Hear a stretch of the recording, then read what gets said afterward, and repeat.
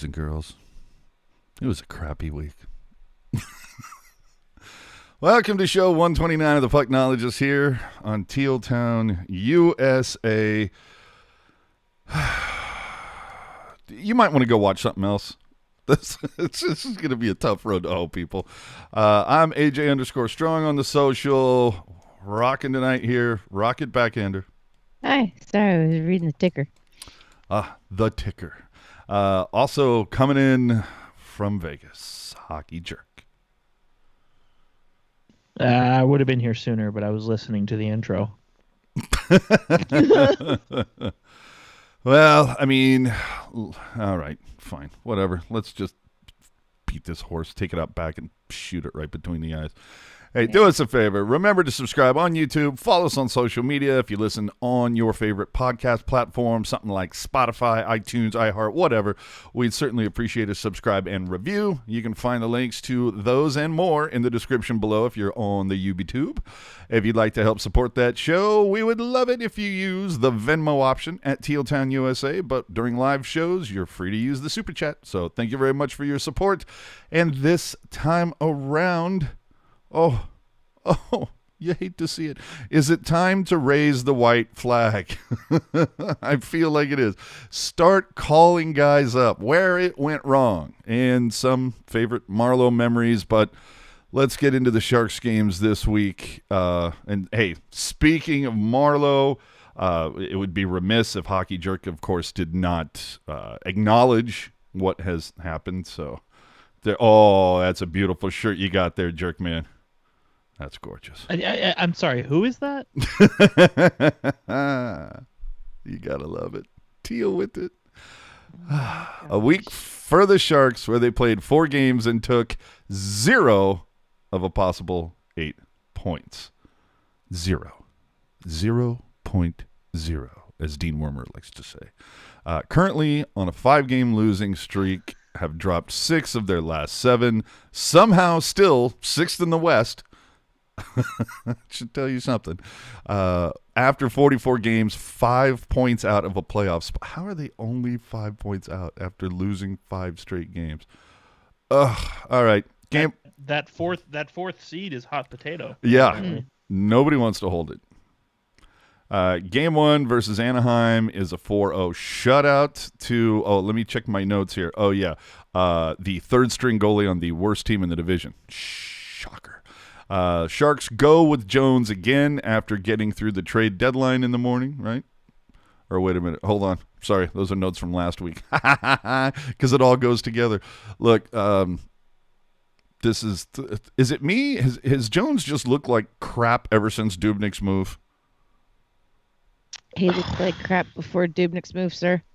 Yeah, it's... Well, remember, we're talking about weird. A guy who was the second star in the NHL like 2.5 weeks ago. Yeah, like it's. Harry. I still think I think you could still make the argument that Jones is playing better than he did to start the season, but I don't really think that means much because he's still allowing goals that he should stop. I mean, on a good team, you're bound to see one a week, one a homestand, maybe. You shouldn't be seeing 1 or 2 a game, or 1 or 2 a period for that matter. Yeah, I feel like we've seen this before where it's like, from Jones' perspective, it's like, all right, pressure's off, time to just, mail it in. So I don't know. I feel like we've said it the last 2 or 3 years where it's like, this is the year we have to buy out Jones, and then every year it never happens. But like, this is the year we have to do it. Well, it's horrendous. Getting shut out by a third string guy. And it's a second game in a row that the Sharks lose by 4 goals to Anaheim. 0 for 4 on the power play, despite outshooting them 46-21. Yeah, not all shots are dangerous shots. Oh, yeah. No, quality over quantity. I was going to say, Timo Meyer wrote the book on that one, Rocket. Hello. How are you? Right now. But I mean, every dog's going to have his day, right? Speaking for Anthony Stolarz. I mean, it's bound to happen, When was Mikhail Botker's day again? I seem to remember Ben Scrivens putting up a 59 save shutout against the Sharks once upon a time. So Jesus. every dog has their day, but you get 46 shots on goal, which is nice. You're at least getting shots, but and I know AJ, you're waiting to bring this up, but 0 for 5 on the power play in that first game. I mean, if you get one, you're still theoretically down by 3, but maybe it's a different game. Maybe the momentum swings the other way. Who knows? Oh, With how good the Sharks power play, not in terms of like percentages or anything like that, but just the personnel they have, I'm surprised it's not better. Well, I mean, you have to take into account, too, they didn't have Getzlaf in that first game. They had lost Hakanpää and Hutton through trades earlier. The Ducks were playing on the second night of back-to-backs, and this is what happens. And even Bugner calls out Šimik and Jaroš for throwing up dash threes. Called them out in the postgame. Good. Yeah. Oh. I just, it kind of made me, like, Go ahead. you think life comes at you fast, right? I recall seeing on Twitter and in our Discord server, there were a handful of folks who were like, "Ooh, Jaroš is going to get the chance on Monday. Let's see, maybe this will, be nice to get some new blood in." And then by the end of the first period, it was like, "Oh my God, get him off the ice!" So it's just the way things change. Well, this is just amazing, and there, typically after we finish up reviewing all the games that were played in the week, there's some overarching themes. I'm just going to tell you right now, one of the overarching themes, Hedeken fucking hates Erik Karlsson right now. If you're listening to the broadcast, he's getting called out every game this week. I don't know what happened, but Hedeken is like, yeah, I've had it with him. Well, apparently, Carlson's not mowing his lawn. No, evidently not. On pace to score 24 points in the season. Last season, when he played 56 games, Chiefs scored 40. With half a crotch? Ooh. Yeah. And I just... We'll get to it. Let's finish up. Teaser alert, but I don't necessarily think... I'm not going to sit here and tell you he's not playing poorly, but I don't think he's totally to blame for it. I don't think anybody's saying he's totally to blame. I'm not. Yeah. No one. I don't think anybody's saying that. But that's your hot take to chew on while we get through the rest of the games. There you go. Absolutely. So before a 4-1 loss to Anaheim, so at least this time the Sharks actually put one on the board, Bugner confirmed that there was a meeting with leadership of the team, whatever the hell that means. Sorensen, Viel, and Jaroš would slot out. Handemark, Gregor, and Miloš would go in. Kozanash makes his NHL debut. And you have Balcers and LeBanc switching lines. A little bit of a demotion for LeBanc there. I think the fun part of this, of course, was the hot dog on a stick girl doing the pregame calling him Joseph Corner. That was one of my favorite parts. But Sharks, they cough up the first goal. This was assisted by Erik Karlsson. Hot dog on a stick, girl? If you saw the dress, I'm just saying, you should have seen the dress. I believe you. One of my favorite parts is during the intermission, Hedeken asked Balcers what they need to do to come back. And it was like, score, Brett. They need to score is what they need to do. I mean, it was just like the silliest question. Oh, man. And then you mentioned it earlier, Jerk. It's power plays. Dude, down by 2 in the second, the Sharks get a power play and don't even get a shot on goal off. Incredible. Yeah. Yeah, no doubt. Volkov, who just had a hell of a series, he would make it 3-0 in this game. And Hedeken, once again, would call out EK65 for overplaying. Couture took a hooking penalty. And then Hetty said, yeah, he had to take it because EK misplayed it. I'm telling you, Hetty has a hard-on for EK65 this week. I don't know what's going on, man, but it has been amazing. And then my favorite part of this 4-1 loss is at the end, Hedeken actually said, maybe the Sharks, maybe they're too comfortable. Maybe they've just been home for too long. And I'm going, Sure. Okay, so when they weren't doing that well, when they started 12 of 14 on the road, that was because they were away too long. Right. Okay, whatever. But EK65 would get the lone goal for the Sharks in this one, but it's a low value. I don't know that it could be a lower value goal because you had Kozanash on the bench when it happened. Yeah, I was gonna say I think the goal scoring module patent pending. I think out of the 5, I think you give that a 1. Yeah. Sure. Yeah.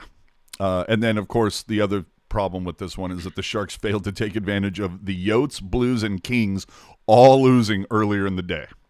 Yeah, dude. At the very least, bring it to, at the absolute least. If you're going to lose in overtime. Right? Like, get a even charity that's point. too much to ask. Dude. There's some. I don't want to.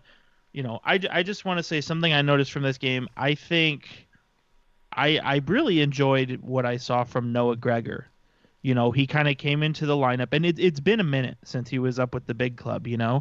But he came in 2 shots on goal, 3 hits, 4 takeaways, and 100% on the faceoffs. So maybe he only took 1 faceoff and he won it, but still, the numbers across the board, the offense wasn't there. But hey, for playing 10.5 minutes, as they say, he had his guy. So dude did his job. Where were you? Yeah. So we move on to back-to-backs at Minnesota. First one's a 3-2 loss. Vlasic would return to the lineup after missing, I want to say, 3 games? Somewhere in that neighborhood? Maybe 5? Somewhere in that ballpark. Either way, Sorensen and Viel come back, pushing out Milosh, Handemark, and Gregor. Jones starts. Big shocker there. And then, bizarrely enough, Handemark was slotted in, and then John Leonard was out. So it's like, wonder what's going on there. This is another game that, look, they sucked all week, guys. We can't sugarcoat it. The only cool thing about this game was Hurdle going coast to coast. He banks the puck off the boards. It was gorgeous. And that's literally the most positive thing you can say about this entire week. Yeah. And the one thing I definitely wanted to talk about for a hot second, Hurdle would get a call for a 4-minute high stick, but then the call would be rescinded after review. Can we make this a regular thing? Like, take a look at some calls and just go, okay, wait a minute. Was that friendly fire, or did the dude actually do it? Well, and I think that's something, especially when you see the referees and the linesmen, when you see them all come together, that's what a lot of the conversation is about. Is, okay, from my vantage point, I saw this. What did you see from your vantage point? Yada, yada, yada, yada. And so if one guy says, oh, no, dude, it was the other guy. Okay, cool, no problem. But I think that there's this... Hold on. Let me see. Go. Keep going. I want to see if I can do my voiceover while you're talking about that. I think there's this trepidation, if you will, that comes with the referees and, like, not wanting to rescind a call they made, almost where it's like, ooh, we made the call, we got to stick with it because we don't want to affect the outcome of the game, even though no matter what they do, by dropping the puck on the ice, they affect the outcome of the game. Like, yeah, but I think it depends on the position of whoever made the call, linesman versus a referee, and then the head referee has to make the final decision on that. Yeah, and that's the thing, and that's what we've talked about every time there's a debate about the referees, where it's like, okay, if you didn't see it, it didn't happen. Call it, yeah. Yeah. So that's why I think even if, kind of getting into what AJ's talking about, even though the linesmen don't call penalties, I think the referees should rely on the linesmen and say, hey, you were in a completely different part of the ice than I was. What did you see? Like, help me out. You know what I mean? So I think I agree with you. I think that's something we need to see across the board. That said, I don't want to see a situation where, we spend 3 to 5 minutes saying, oh, well, was that holding? Was that holding the stick? What was it? Like, if you can't tell within 30 seconds, forget it. Mm-hmm. Yeah. Absolutely. So it would be followed up the next evening. This is the game, of course, that Patrick Marleau would tie Gordie Howe for the games played record. So you keep saying that. I don't know who this is. Who, Gordie Howe? Gordie Howe? This Marleau character. Oh. He doesn't have a statue. Martin Jones, shockingly, starts again. Dude, can we talk about that really quick? The fact that Jones is like starting every game. So on Friday, Friday. You're not going to Bob- start singing, are you? No, on Gotta Friday. get down on Friday. Bob says, I think we realized we're relying on Jones too much. And then Saturday, well, we're gonna have Jones back in the net. It's Okay, so hold on. For that first statement, insert the Nicolas Cage "you don't say" face, and then secondly after that, the fucking Pikachu face. well, no, it's like I said, life comes at you fast. Yeah. Well, we're going to get into this a little bit, but no, it's such a perfect kind of snapshot. I mean, Jones is going to say, we don't want to burn him out, but we're still within striking distance of our playoff spot, and he's really our only option. It's going to burn you out, buddy. Yeah. Sorry. It was kind of like, whatever. Shellman would get in for like the first time in forever. How do you say his first name? Yoel. Noah Gregor would return. Handemark and VL sit out. That probably has to do with the fact that they were called out the night before. Burns would finally score. First goal since March 5th.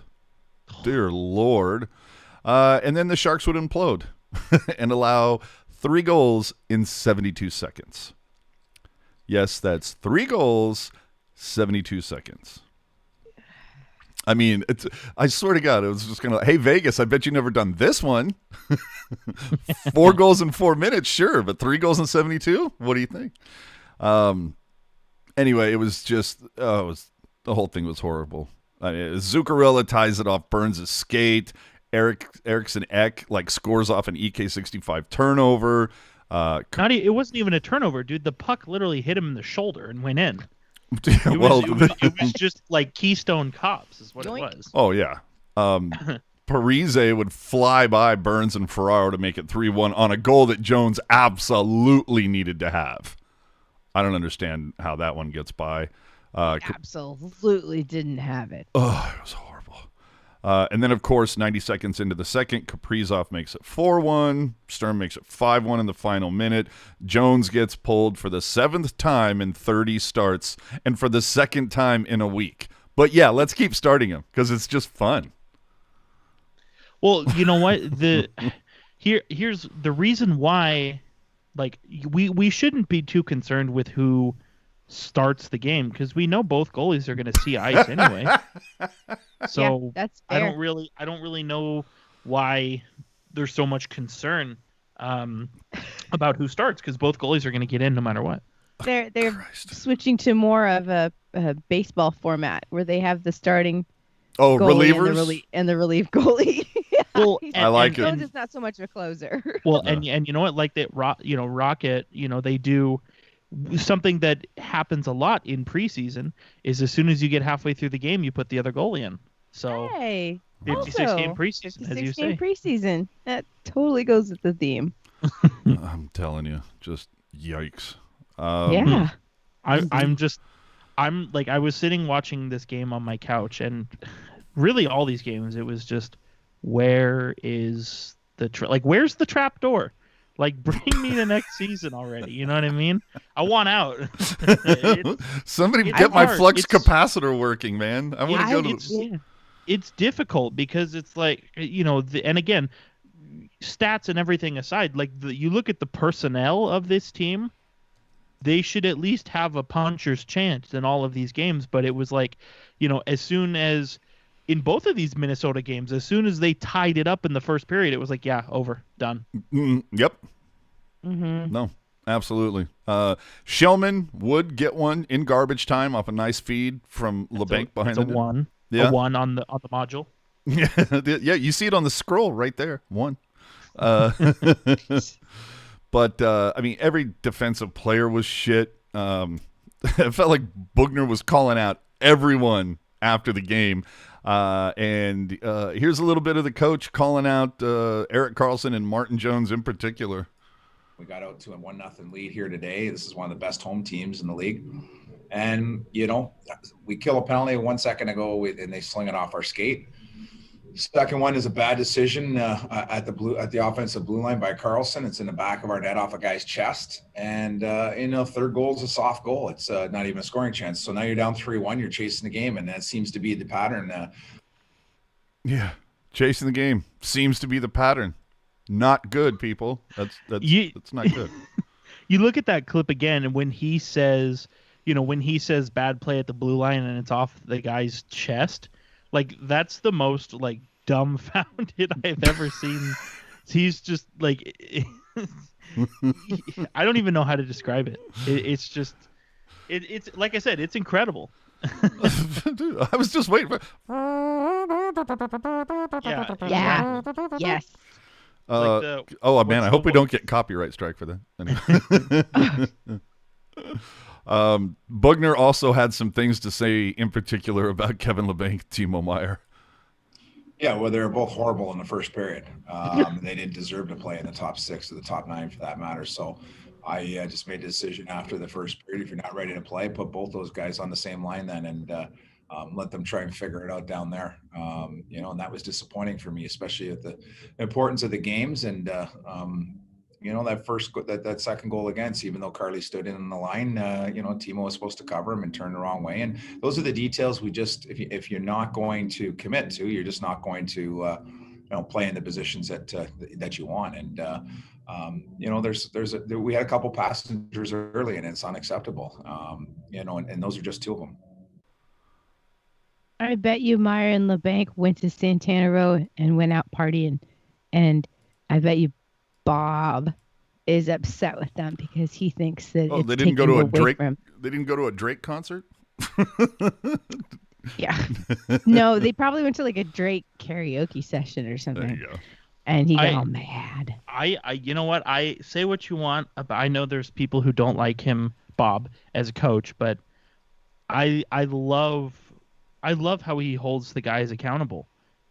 Like, and we've said it before, but how many times, when you go back to McClellan, you go back to DeBoer, so he's like, well, we had a few guys who, weren't doing what we wanted to do. We need everybody to step up. You know what I mean? It's all very generalities.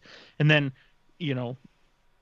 Joe from the bridge, who's on the Zoom call, could be like, so Bob, what did you think of LeBanc? And Bob will be like, oh, he'll just tell you right then and there what he's thinking. And but it's refreshing, honestly, for me. I guess it's refreshing. Yeah. But I want to know, I guess I want to know, like, how much of this like, discipline and public humiliation will translate to a better on ice performance.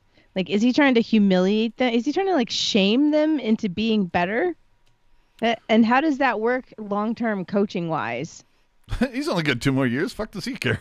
Yeah, essentially, like, what's your end game, Chief? That's what I want to know. Well, I don't think I would trademark. I don't think I would go. I don't think I would go as far to say it's shame. I mean, everybody who's in that Zoom call and who's watching the post game, they watched the game. Mm-hmm. Like, they know that LeBanc and Meier didn't play very well in that instant. Bob is just confirming it for them. But I think kind of like from the player's perspective, I'm just assuming it would be like, oh, fuck, okay, I need Bob to shut up, so like I'm gonna do something different here. You know what I mean? Like, I would hope that that's what they get out of it. Well, I'll tell you, here's the thing is, we're fortunate enough to be in on those calls to see it from start to finish, not the edited snippets that you see during post game. And holy hell, this week, I'm telling you, like, Shimmick, it looked like he was in the principal's office. like he just kind of had his head hanging down, and he's like, yeah, I don't know, and then, dude, LeBanc, he was almost the exact same way, and just very kind of downtrodden and whatnot. Brent Burns last night could not get out of that post game fast enough. Quick cut answers. Yeah, okay, all right, bye guys. I mean, dude, these guys just don't want to be here. And there was all that talk about culture and changing the vibe of the room. And this is deja vu for me. It just seems like guys are splintering again. It's the same problems that they had last year. Like, it hasn't changed. No, you're right. You're 100% right on that, AJ. So, but I think that comes down to 2 things. That just comes down to coaching and leadership. Locker room leadership. How do we trade for that? I hate to say, like, I hate to beat that whole drum of like, oh, you lose Pavs and everything falls apart because I don't know. I just think, they're all adults, they're all professional athletes. Like they should all be able to pull together Of course. no matter what. But at the same time, like Whip out the drum. I really think Pavs fucking tied the room together. You know what I mean? He's like the Big Lebowski's rug. He tied it together. Dude, And- Excellent interior reference. designer. Excellent reference. And I just, it's like, whether it was, Guy Smiley or it was like the guy who's going to kick your ass when things are bad. Like I feel like Pavs and Jumbo, I just think they, it seemed like it was very much follow the leader where it's like, okay, we gotta, they're pissed, let's be pissed. They're happy, let's be happy. They want us to do something, let's do it. And now it's kind of, there's obviously a very clear defined leadership group with the team. I mean, there's 5 guys who wear letters, but I just think it's, like you said, AJ, I think everybody thinks that their way is the right way as opposed to sitting down and saying, okay, well, AJ, what do you think? Rocket, what do you think? It's just like, well, if you're not with me, you're against me, So Dude, that is so it. Yeah. And did we also forget? I mean, tell me that I'm not like misremembering this, but I have memory of like in the first month of hockey this season that Couture called Meyer and LeBanc selfish for staying out too long during an overtime where they got scored on. that is a thing that happened, but I believe it was last year that happened. Well, either way, you would have thought that the guys would learn, but no. I mean, that's the thing. If you don't, what it boils down to is if you don't want to be called out by the coach, don't play like crap. Yeah. As Ian If likes you to say, don't- oh, bad team does bad things when who's at That's what I'm 11. saying. If you don't want an apple, don't shake the tree. And if you do want one, you have to have it during postgame. There you go. Just saying. Not even close. So again, the Sharks piss away that featured some of their best scheduling they could hope for. Again, overarching theme during these 4 games. Guys just look dejected. You can see it in their body language. You can see it in the way they answer questions during post games. You can tell these guys they want this season to be over in the worst way. They look like they're splintering again. Again, LeBanc and Shimmick look like they're being called in for something bad in the 5th grade. It's really bad. But the other fun, of course, overarching theme is Hedeken evidently has taken my my drum and my stick, and he's like, oh, AJ thinks he can beat this EK65 drum. Watch this. I don't think there was a game this week when Hetty didn't call out EK65 for something. And what's funny is some of his comments echo what Lacey was saying earlier, that rather than making the simple, safe play, he keeps trying to make highlight reel, game-breaking plays that are not working. Like, you need other big talent for that to pull off. And right now the Sharks, they just don't have that. No, Well- they don't. So what you talked about, it's prompted 2 things I want to say. Would you like me to talk about the broadcast first or Erik Karlsson first? Pick one. Erik Karlsson, do him first. Okay, so Erik, like, I'm not gonna, and the AJ Rocket, they both know, I'm one of the first to defend Erik Karlsson. I genuinely and generally like him as a player, and in spite of that, these last 4 games, he's been Horrible. the victim. Yeah, there's just been some things that have happened where it's not what a Norris Trophy defenseman should have happened to them. That said, the hot take I have everybody chewing on here from earlier is I don't think it's totally his fault. Nope. We've talked about, AJ especially, I know, has talked about this, where how many times has he feathered a beautiful pass to somebody and they can't catch it? Yep. They flub it. Exactly. They flub the pass, and then the other team gets it, fires it up the ice, and Erik Karlsson's out of position, but that's because the guy he was passing to can't handle the pass. Are you trying to say he might have fumbled it? And we saw it in the second game against Minnesota too. Erik Karlsson, and here's the thing with Erik Karlsson, he's put the puck on his stick. He's supposed to be dictating the play. He's trying to dictate the play. Timo Meier doesn't cover for him. And so it all falls apart. It's in the back of the net because Erik Karlsson's out of position, which is fine if you have your guy covering for you. Meyer wasn't covering for him. So, like, these are things, like, yes, they ultimately reflect on Erik Karlsson because he was the one who was out of position, but the supporting cast is not doing a very good job at supporting.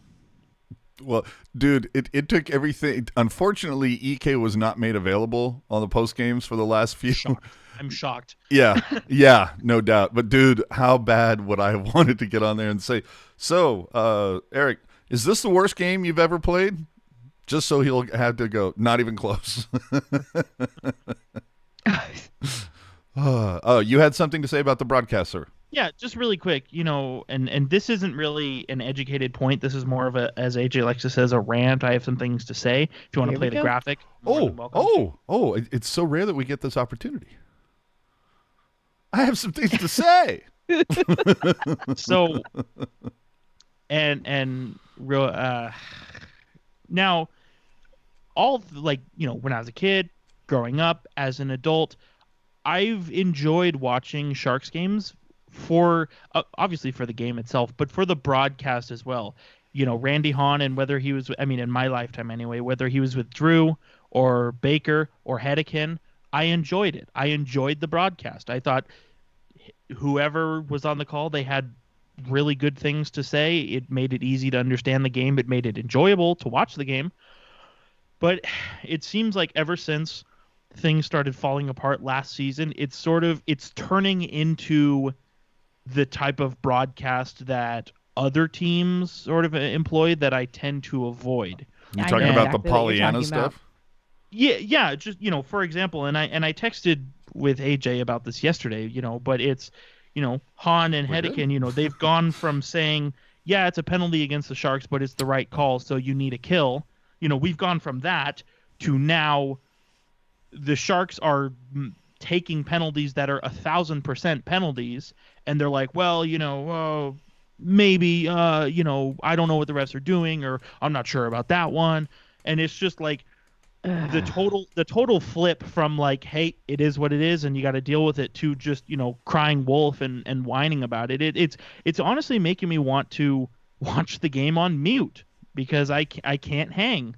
And and the other thing too is, and I'm sure you guys have noticed this, but you talk about what Hedican has against Erik Karlsson. What the hell does Brett Hedican have against Kirill Kaprizov? Was he working him over the other day? Well, so last night's game, and then the game against Minnesota that the Sharks beat the Wild 2 weeks ago, both those games, Hedican is trying to say, Kaprizov maybe dives a little bit there, maybe sells it a little bit there. And I'm watching both these plays from both games, and I'm like, where? So I don't know if this is part of the agenda of like making the Sharks just seem like victims and they're doing everything totally right, but like this weird vendetta that Hedy has against Kirill Kaprizov, I don't get it, and so. Well, like Raminda said, the broadcast guys, they're encouraged to build the brand, pump the tires. I'm all for building the brand, but like I said, one of the things that enticed me to the brand was not being bullshitted and having smoke blown up my ass. You know what I mean?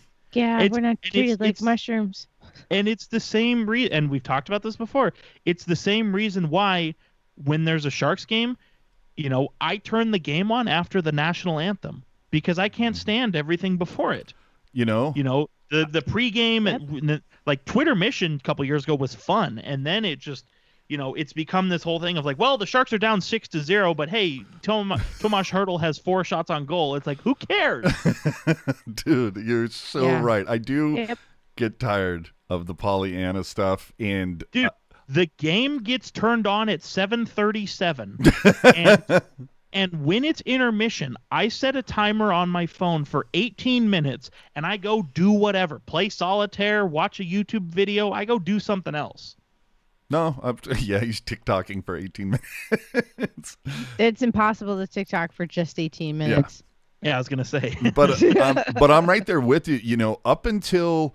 always get a kick out of Brody and Brownie, razzing each other and going back and forth. And I'll tell you, ever since Miss Hot Dog on a Stick has taken over, like I haven't watched I don't know how many games she's been on now, like 6 or 7. After the first 2, after that hot dog on a stick skirt, I haven't watched pregame at all since. I'm like, Her name is Laura. Laura. Okay, fine, whatever. Oh, no. If she's gonna pronounce it Joseph Corner, We she's should call her Brittany. yeah, Lauren Brittany Lauren. Brittany There's- Lauren. Yeah. So And if you want to have even more enjoyment, go look at who she follows on Twitter. yikes. Okay, let's Oh, let's move on. So after, and again, let's just put a bow on this. Look, EK65, talented dude, fine, whatever. Probably needs more talent to play around. We're stuck with another 6 years of this, and Les Wilson like finds complementary pieces that can play with them. Like, I don't know if it was Jerk that said this or Lacey that said this or Ian. Somebody said, look, if this is the guy that you're going to put all your marbles in on, then you have to support it. You have to build it around him. And okay, Rocket, there you go. That was me. Well, he needs to do that at this point if you're going to keep him around, because obviously, 2 seasons of this shit, it's not working. Well, This is what I said last year. and to Rocket's point, but you look at players like the Sharks have Brent Burns, they have Erik Karlsson. Look around the league, right? Look at Victor Hedman in Tampa Bay. Look at Shea Theodore on Vegas. Look at John Carlson on the Capitals. The puck is on their stick, and everybody follows. Mm-hmm. And you look at, especially on the power play, the Sharks' zone entries are brutal. I'm like, what Because zone it's- entries? Yeah, that was kind of my You have the players like Burns and Carlson put the puck on their stick and let everybody follow. But no, we got it. Carlson's got it. Okay, drop it back to Hurdle. Then Hurdle's going to swing around and fire it up to LeBanc. And then Timo Who's gonna Meyer do is his going to be fancy at little- the line. And, Well, no, Timo Meyer's LeBanc's gonna gonna do be at the his- line and go his- offside. His little drop pass. But Yeah. I think the reason you have to do that is because if you try to go in with just like speed and skill, Erik Karlsson probably can skate laps around every other guy on the team. Well, and So- I Well, maybe Evander Kane can keep up with him. Like, it's always really tough because it's like you have to break that up into little bits and pieces and switch it back and flip-flop and forth, because he can't just like go into 5th gear and take off, because no one's going to be able to keep up with him. And like, Yep. that's just going to be a wasted play. Yeah, which is the unfortunate thing. And I think that's why you've seen not so much Burns. Burns is more of a fan of, okay, I'm going to get to our blue line and fire it up the zone. But like, Yes. you look at Carlson. Carlson he's skated the puck on his own on the power play, and it's truly enjoyable to see, because he's very masterful when it comes to doing that. But like you said, Rocket, nobody's with him. So again, even though he's doing the right thing, he ends up out of position because everybody else's head is not screwed on straight. And that also, like, we've seen this since Erik Karlsson joined the Sharks, where Karlsson's got the puck. Whatever team they're playing, they put 2 guys on Karlsson. You'd think the player that's not actively being covered is like, okay, I'm going to get open so I can get the puck. Nope. And I think that's another reason. And this is not meant to be a whole term paper about how Erik Karlsson's misunderstood, but he's definitely guilty of some mistakes, but I don't think all of the mistakes that he's guilty of are his fault, if that makes any sense. Well, and that's kind of the point that I was trying to hint around to, is that there's the faction that you see on the social media circles. It's, oh my God, this guy's a fucking albatross. He's an anchor. Get him off my team yesterday. And there's other people that sit there and go, hey, he's one of the best players to ever play the game. And if Doug Wilson knew how to build around him, and Bugner, like, they hang it on. There's just, the huge that he's the sole problem, or there's just, no matter what he does, there's this whole group of people defending him. And I think we need to kind of find a middle ground that says, look, he's not the greatest to wear skates. He just isn't.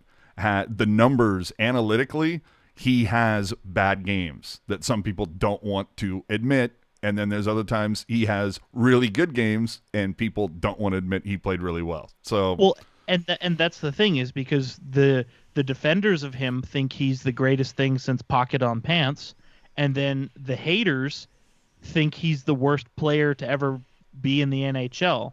And it needs to be in the middle. Well, So and he's a polarizing figure Yes. within this There you franchise. go. and How are you? offering an honest assessment of a player doesn't make you a hater. Just wanted to get that out there. So it's time to play the jerk game. Hold on. Before we move on, can you look at the two comments that Kevin Lacey puts up? Because I think this really helps the point that we're making here today. Lacey, it's embarrassing to watch Karlsson skate past at least two of our own forwards on the breakout. Like, why is no one else skating? Yes. Yep. If they were skating, Karlsson wouldn't even have to do that. And, Yeah, and remember, we were sold at the beginning of the season about how this team was supposed to be faster and speedier, and that was their focus. Well, yeah, and like I said, the breakout is brutal. Like how many times are they going off sides? How many times is the puck getting chipped out on the power play? Dude, are the Sharks leading the NHL in delay of game calls this year? So do you think you guys maybe they're like secretly sneaky underhandedly trying, like all the guys on the team, the lesser guys on the team are trying to like sabotage Erik Karlsson's game? Because they know that this season has I mean, it's a tinfoil hat theory for sure, but I mean, it's a fun one given that like every guy on the team has to know like it's only a mathematical percentage at this point when the season's over. So they may as well find something else to do.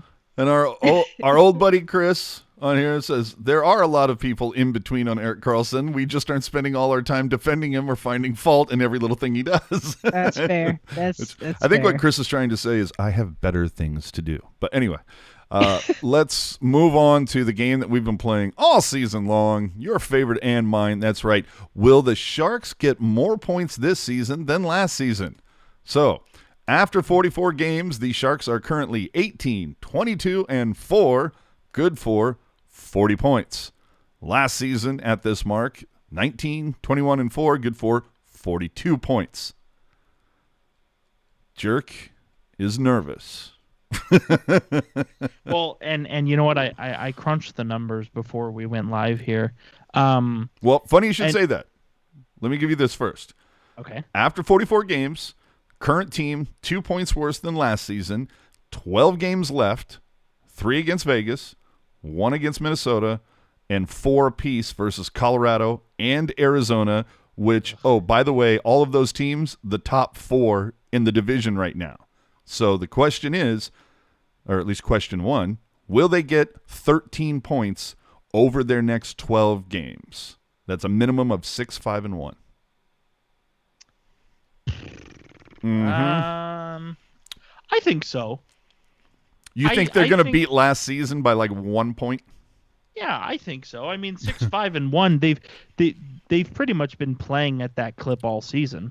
You know. Well, they haven't beaten Vegas all season. I was gonna say I'm not gonna say that any of those wins will come against Vegas, but I could see them squeak a couple out. I could see them squeak out one against Minnesota or Arizona, maybe even Colorado, to be honest with you. So I just don't think there's enough there. Now, let me ask you this. What you said there's how many games remaining? 12? 13? 12 left. 3 Vegas, 1 Minnesota, 4 apiece with Colorado and Arizona. I think that they should lose every game in overtime to end the season. I wouldn't be mad at that at all. And yet it still would not be enough. No, it would not. Because they need, well, at 56 games last season, they were at 52 points. So they need 13 points from now till the end of the season to be better than last year. And I crunched the numbers on this too. So last year, the Sharks, they played 70 games and had 63 points. Mm-hmm. So the points per game clip that they're at right now, if you will, 40 points in 44 games. If you extrapolate that over another 70-game season, let's just say hypothetically. I know words. That is 63 points. So that doesn't really help my argument of they will be better. But if you roll back the tape, I believe I did also say that it can't get any worse. And by staying exactly where they're at, it's theoretically not getting worse. All right, we'll see. It's going to be real fun when we have to wrap this up at 56. Vertigo from the amount of spinning you did with that. Yeah, no, that was pretty good. And so the other question, of course, being 5 points out, will the Sharks make the playoffs? And no, I am unsure. None of that shit. I am sure they are not going to make the playoffs. If they don't beat Arizona 3 of 4 times, at minimum, it's over. Those are the key games. Dude, they could go 12-0 and still potentially miss the playoffs because everybody else is just so good. Yeah. But it's like they could potentially sweep Vegas, sweep Colorado, and lose all 4 of those games to Arizona and be out because that's the team you're chasing. So, and for those wondering at home, I just ran the NHL Draft Lottery Simulator. The Sharks did not win. because you ran it in this week. Because evidently this week the Sharks not allowed to win anything. No, they're in 9th place, so they're right there. Christ. All right. Look, coming next week, the Sharks were supposed to have 3 versus Vegas, but it was announced last Wednesday that the April 23rd game would be rescheduled for May 10th. It's the second time that the game that was scheduled for April 23rd has been moved. You may remember there was a social media account a few weeks ago that we had mentioned that said, the 23rd, that's when all the fans would come back. Wrong, sorry, bye-bye credibility. It's probably a good idea to post something that's confirmed. Just saying. But, look, 3 against Vegas, okay, so now it's only 2. Yay! Either way, Vegas currently second in the division, and it wouldn't surprise me if that game was moved because obviously the NHL can, but now it gives the Sharks the opportunity to open SAP for one more game, and we'll get into that in a hot minute. But Vegas currently second in the division, 2 points behind Colorado. As I put this together, has that changed, Jerk? It has. They're both at 64 points. Yikes. However, Colorado is still first because they have 2 more regulation wins. And Vegas has what, 6 wins in their last 10, or is that switched to 7 now? 7-2-1 in their last 10. Colorado is 9-1-0. Ay. Well, the one thing one of those wins attributed to Devin Dubnyk. Yes. One of the things that we do know is Vegas is 5-0 against the Sharks this season.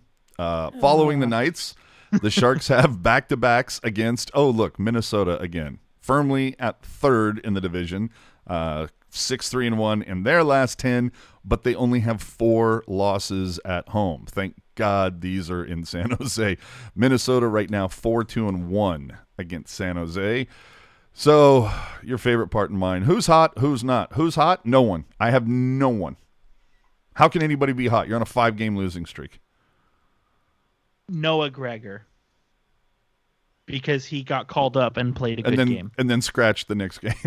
Yeah, well, that's how it works, And if you look at what Ian Reed said on Twitter, Yoel Shelman scores last night. Bet he's with the Barracuda by Monday. You're right. He wasn't there today. And then on the not hot list, everyone.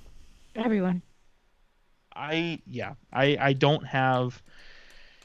Even in like a really crappy time, you can kind of maybe find something. No, you're right. Nothing. There's just nothing going on. Everybody is everybody's having a bad time. Dude, the only person you could literally put in the hot list is Bob Bugner, because Chief was hot after those losses.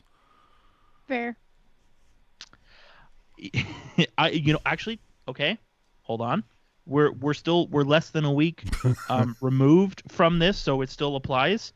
In the hot list, Doug Wilson for picking up 2 draft picks by simply retaining salary. All right, that's fair. Hold on, I think we might have the comment of the night from Eric Oliver. Time to bench Marleau? Yes. Absolutely. Let's bench his ass for the rest of the season. Why not? Easy there, Mike Babcock. No breaking a record for you, sir. We're going to bench your ass for the rest of the season. There's a warehouse in like Southern California that is filled with pallets of jerseys and pucks and caps that all say Patrick Marleau, longest game, most games played, whatever. Yeah, bench his ass. Dude, That Erik, that would be the solid. cruelest thing, but also the most hysterical. Oh, dude. Eric Oliver. Fantastic comment, bro. This one coming in on the line from our buddy Alden asking, does Couture keep the C next season? This is something that I believe Ian got into last night on After Dark, and this is something that, again, I've seen around the social media channels. Fine. If you want to question Couture having the C, okay, fine. Who do you give it to? I mean, do you give it to Karlsson to stroke his ego? I said that they had to give it to Karlsson because they're going to build a team around him. And he was a captain in Ottawa. Oh, I'm Yeah, sorry, exactly. Ottawa. But like, if you remember, there was back when they were going to pick the captain, and everyone was like, yes, Couture has to be Couture. And I was like, nope, not the best idea. It should be Karlsson. And everyone was like, and I'm like, look, he's got more experience with the sea than Couture does. Couture's in this team. Okay. So nobody wanted to listen to me, but look where we are. #4scene. Well, I've seen some people mention Kane, and I'm like, I wouldn't bet on it. I don't. I think if you take the C off Couture, I just think it honestly makes things worse. Well, yeah, because then everybody's going to pronounce his name O'Tour. You need the C there. Oh, you mean on the front of the jersey? Oh my god! Come on. Oh, that was good. Did I miss it by a hair? Good. By a hair, I missed it. But just a hair. Just anyway, a I think if you take the captaincy away, I think it makes it. I just think it makes the whole situation worse. But also, more splintering. But also, like, I still contend that Couture is the right guy for the job. I mean, and you know what? And the point that Rocket is making, I was one of those people who vehemently disagreed with her at the time, and I still disagree with her, but I think it's an excellent point, and I think it's something that should probably be thought about. And can we just mention the fact that you disagreed and yet still friends? Yeah, it's amazing how that works. Amazing how that absolutely. Works. Oh man, we mentioned Ian, and mentioned the devil, and here he comes. I hate Couture as the captain, but him being captain isn't the issue. And I would agree. I agree. I think, like I said, it's Couture's the only guy it can be. I mean, it just. I don't really know. Whoa! What the hell was it? Yeah, I'm like, whoa, and I'm like, did Rocket just lose power? Oh, dude, she's out. There she goes. Yeah. Dude, we invoked the devil, and there it went. I don't know. I just don't see anyone else as, like, quote unquote leadership. Yeah, her power just went out. Coming in live from. Hey now. Whoa, it's double me. Hey now. There we go. Oh, I'm sorry. That's incorrect. Let's get your love up there. There we go. I don't know, because Karlsson to me doesn't seem like a leader type for this team. It's hard to say, because do you want somebody who's going to be like that guy, like I've seen people say Ferraro, and it's like, yeah, I think I see Ferraro as the guy where it's like, yeah, he's just so fun and infectious that, like, everybody just loves to be pumped up around him. But I don't know if that's really what is needed. I think you're better off just leaving it with Couture, or if you are going to commit to if you are taking the C off of Couture, you're trading him. Well, yes and no. And the reason why I say that is just because it's not as if the Sharks don't have a history of taking C's away and yet that person remaining on the team. Yeah, but you also have to think about the times where the C was taken off. Like, things were not as much in turmoil as they are. And you think like and I saw somebody even tweet about it a couple days ago, where it's like, remember when Marleau lost the C because the Sharks goalies at the time couldn't make a save? And I'm like, yeah, totally. Like legit, I do remember that. But and Jordan Furtado is saying in the chat here, it's trading Hurdle would be a crime because he's young, he's the best forward, he loves it here.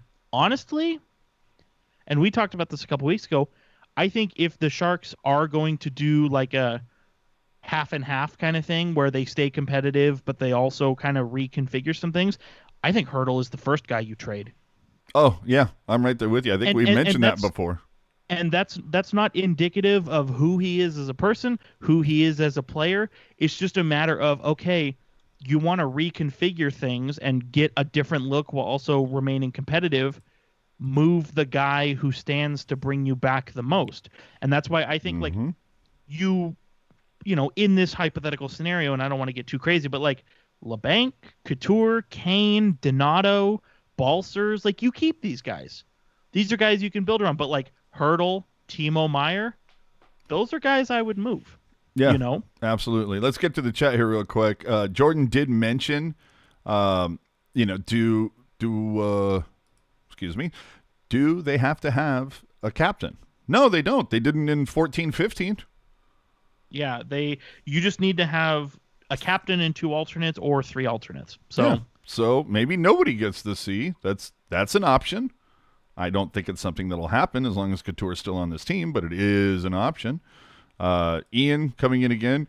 Karlsson is too polarizing for this fan base to be the captain. You'd have to give it to Hurdle something. Yeah, is as polarizing as Karlsson is, I think that's a solid point. And yeah. Chris coming in hot saying Thornton should never have been stripped of the captaincy while he was here. Mm-hmm. Yeah. And if you go back, if memory serves, John Scott said that they took a vote and everybody voted, or like more than not voted for Thornton, but they gave it to Pavelski. Yeah. So anyway, I got a few things here. But the fun part is, where did it all go wrong? I mean, obviously you start with goaltending. It's still an issue. It has been for I don't know how long. When your starter gets pulled 7 times in 30 starts, that's once in every 4 starts. Okay, that's over once in every 4 starts if you like rock out with the calc out. If you Karlsson has his lowest point total since coming into the league. Couture has not scored in 20 games. Of course, he's probably playing hurt. Donato was supposed to be a big addition to the top 6 this season. He's essentially been knocked out by Balsers. True, but counterpoint. Okay, I wasn't making a point, but go ahead. No, I'm just saying. Donato is still. He's playing. How do I say this? He's taken the next step. You know what I mean? His career best was last year, 23 points. He's got 20 right now. If he can get 4 or more points in the next 12 games, it's an improvement. All right.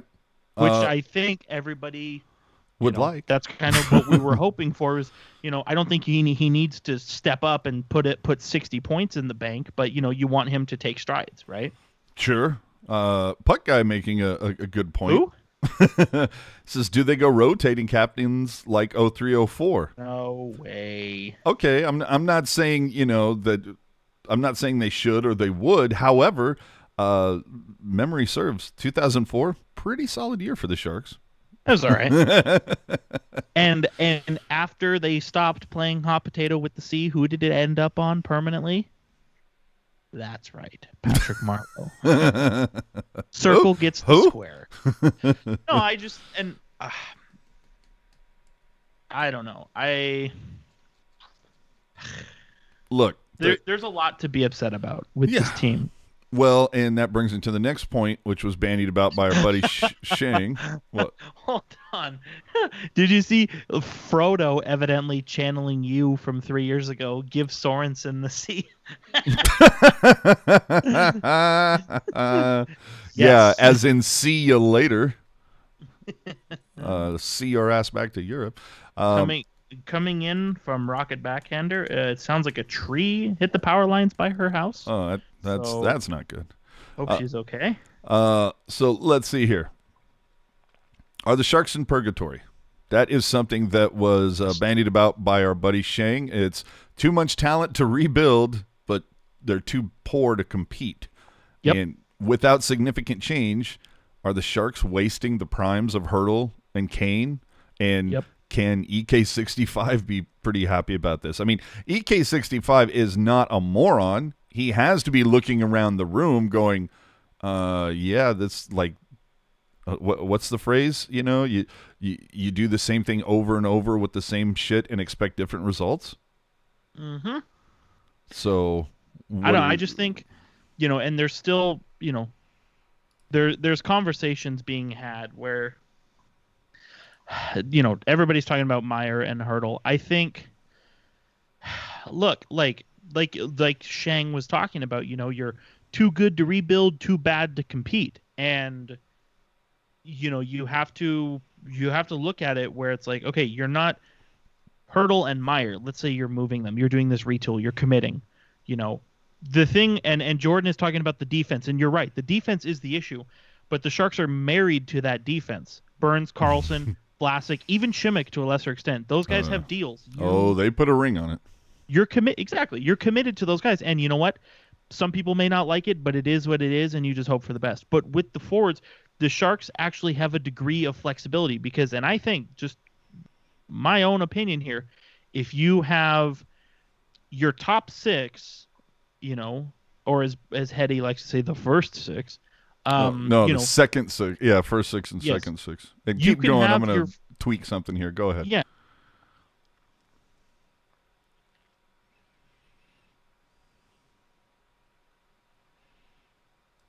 My bad. Sorry about that. You can have your top six as Couture, Kane, LeBanc, Donato, Balcers, Leonard, something like that. And maybe that's not as good as with Hertl and Meyer in the lineup, but I would say if everything goes the way that you're kind of hoping to developmentally, I think that can be a pretty nice top six, or at the very least the beginnings of a pretty nice top nine. Mm-hmm. With Hertl and Meyer, yes, you're trading these guys, and it's not indicative of who they are as people or person or player, but say now all of a sudden let's spin around. Well, what if for each of those guys, what if you can get a first-round pick and then a replacement player who stands to develop into what those players are right now?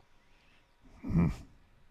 It's just, look at the only other example I can make is kind of like look at you look at what the Rangers did a couple years ago.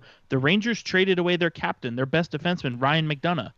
They probably same thing. It probably would have quote unquote made sense to keep him given where the team was going, but they were able to turn that into 4 or 5 assets and kind of just restructure everything. It's not indicative of who he is as a person or player. It's just a matter of what's the most attractive piece that can net you the biggest return. That's what it boils down to. And as you said as well, AJ, Hertl is 27. Is he like, what if the Sharks don't make the playoffs again until he's 33? Exactly.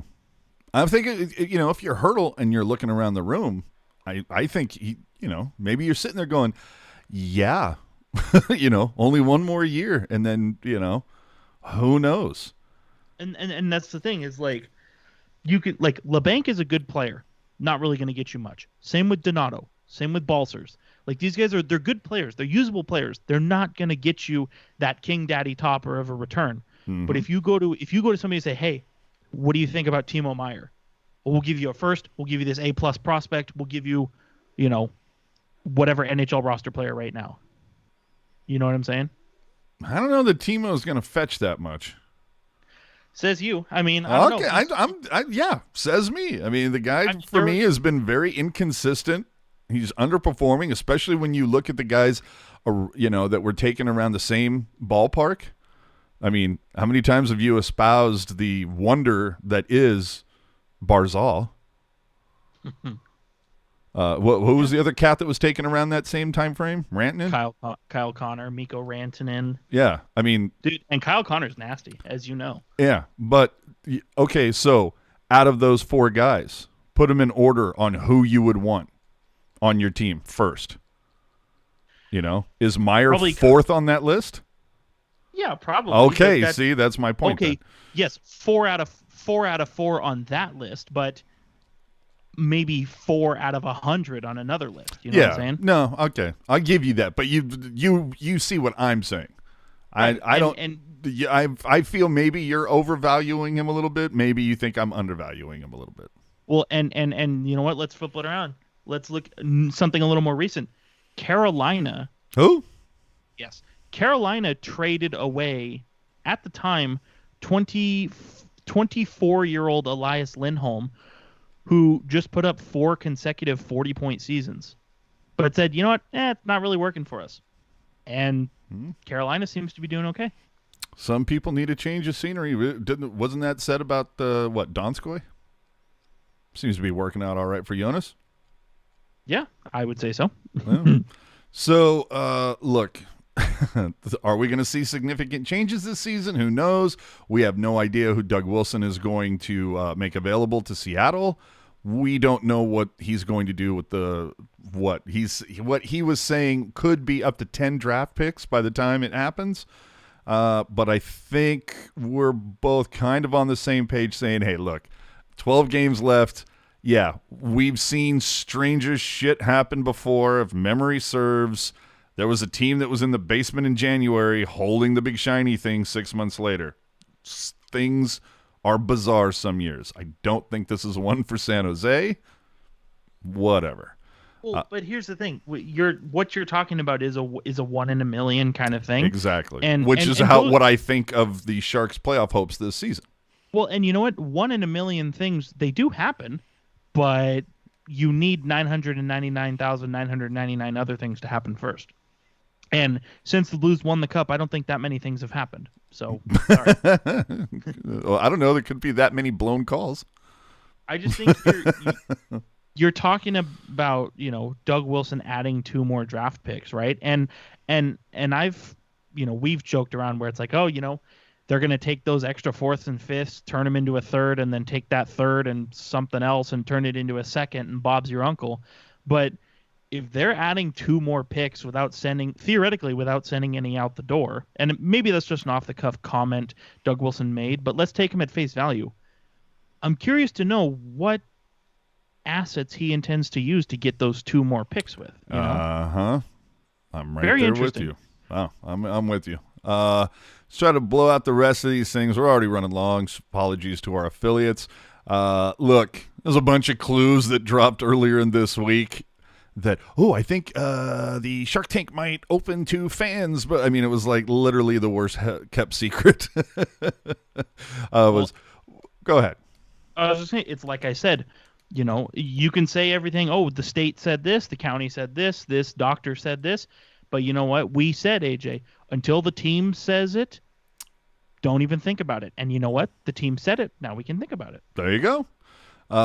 According to Randy on the NHL Network on Wednesday, Randy Hahn, there will be a presentation during the first stoppage of play in the game tomorrow between the Sharks and the Golden Knights to acknowledge Patrick Marleau breaking Gordie Howe's record. But during that same call, he said there are expectations for the Sharks to have fans at SAP by the end of April and during their final 7 home games. And what's funny is when Tealtown USA tweeted that out, he very quickly kind of walked it back real quick and said, well, that's the hope. And I'm like, Chief, on national radio, it's satellite radio, for Christ's sakes, you said expectations. Hope and expecting something little different, but it's fine. I get it. But then later on Wednesday, the Sharks tweeted out that the SAP Center was awarded some star facility accreditation, gold standard of prepared and clean facility. That's not something you're going to just, randomly post unless you plan to open the doors pretty quickly. And then you also had a clearance sale, and they're getting rid of stuff earlier today. If you went to the clearance sale, we'll talk to you in Discord in a hot minute and see what you got. But that's something else you kind of do before you open the doors is let's clear out the old crap. Let's bring in the new stuff. And finally, the Sharks app was updated with a new Ticketmaster SDK with enhanced accessibility. Just another clue that the building was going to open.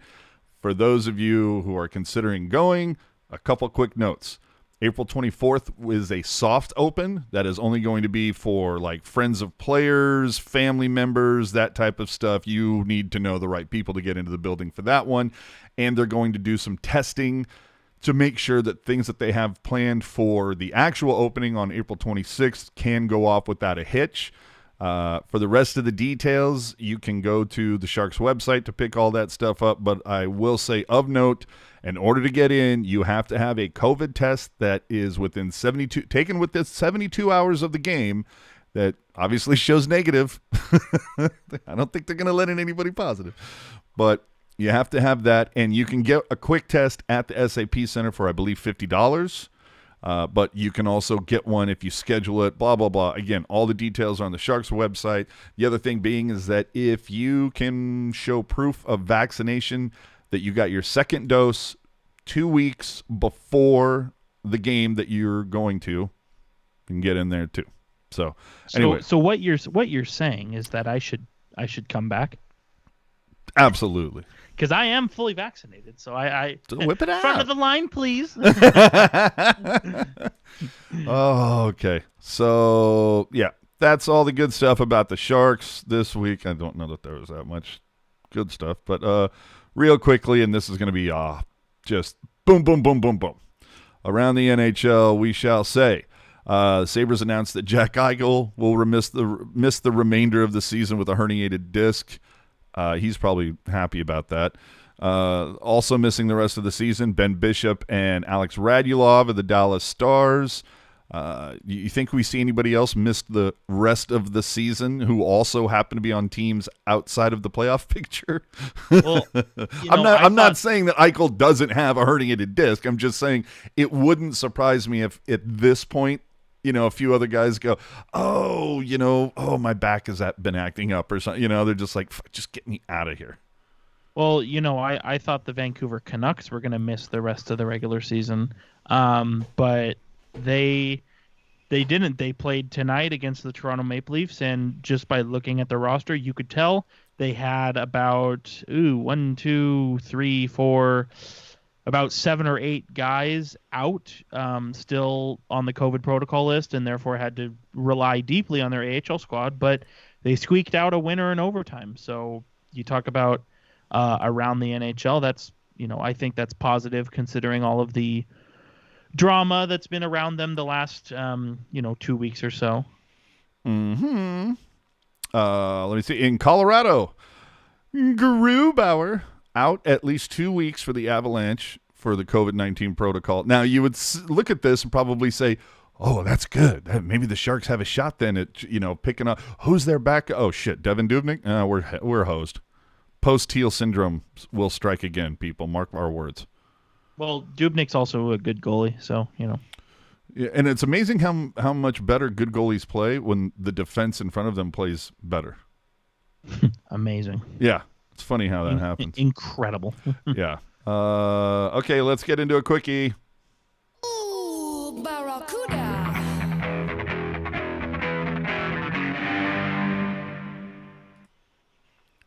So, the one thing we can say, it was a decent week for the Barracuda. They played Texas 4 straight this week. The Stars gave the Cuda a 7-2 shellacking last Tuesday with Robbie Russo and Maxim Latunov, the lone scorers for San Jose. But after that, the Cuda ripped off 3 straight wins. Latunov netted 2 and the game winner in a 4-2 win. A 5-3 win saw Scott Reedy pick up the game winner for his second career AHL goal. And in another 4-2 win yesterday for the Cuda, Chekovic picked up his second for the game winner as well. Playing winning hockey so far in April. 5 wins, 3 losses, a shootout loss. Currently, the Barracuda have a record of 12, 9, 4, and 2, and are sitting 4th in the AHL's Pacific Division. Blichfeld continues to lead the team in goals with 11 and points with 20. Alex True leads the team in assists at 11. And on defense with 25 games played this season, Robbie Russo is your points leader for the Cuda. On defense with 2 goals and 9 assists, Ryan Merkley second with 1 goal and 8 assists. So there's your kind of Barracuda minute, if you will. Just catching up.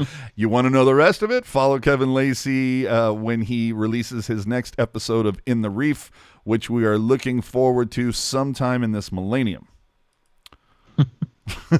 No, I think it's, I think the Barracuda, it seems to me like things are clicking for them. It seems, they've got the offense is spread out, throughout the lineup, which is nice. I mean, you've got only 5 double-digit point scorers, but you got a couple guys who are, on the doorstep there with 9 points, 8 points. You know what I mean? So it's let me ask definitely, you something.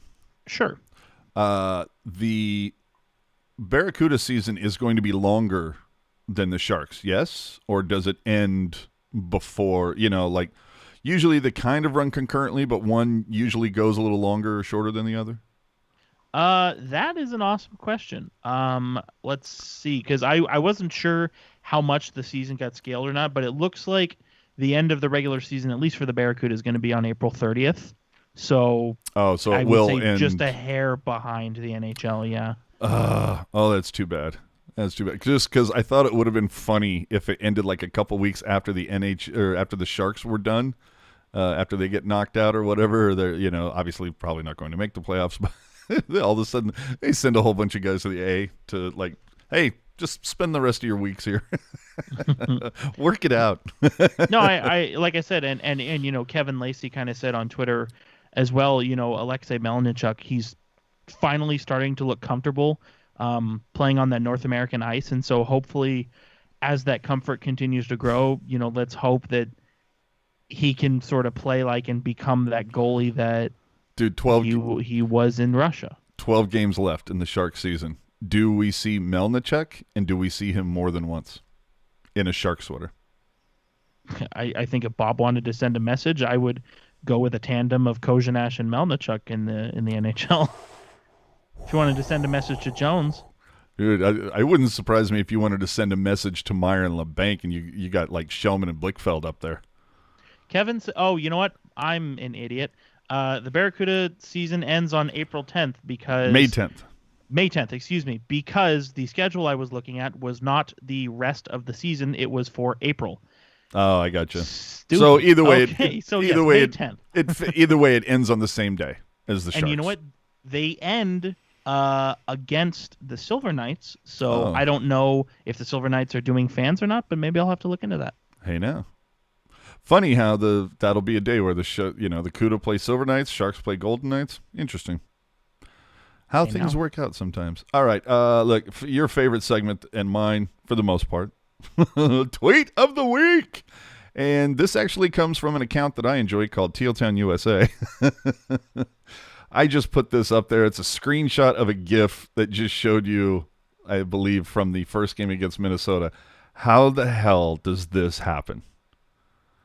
A guy just literally sitting footsteps away from your goaltender and everybody else is way outside. How the hell do you let this happen? That is some staggering brain fart right there. Yeah. Well, and also too, you notice Erik Karlsson is up by the blue line, but in this scenario, the defensemen should be the players who are closest to the net. For the Sharks. But again, we'd have to watch the rest of that play. Maybe Karlsson had a nice end-to-end move, and Kevin the Bank was playing checkers or doing something and missed the puck, and who knows. So I think that can wrap this one up. God, we didn't even really touch anything else, but it was a little bit of a a little bit of a moratorium on this season because I'm ready to put it to bed.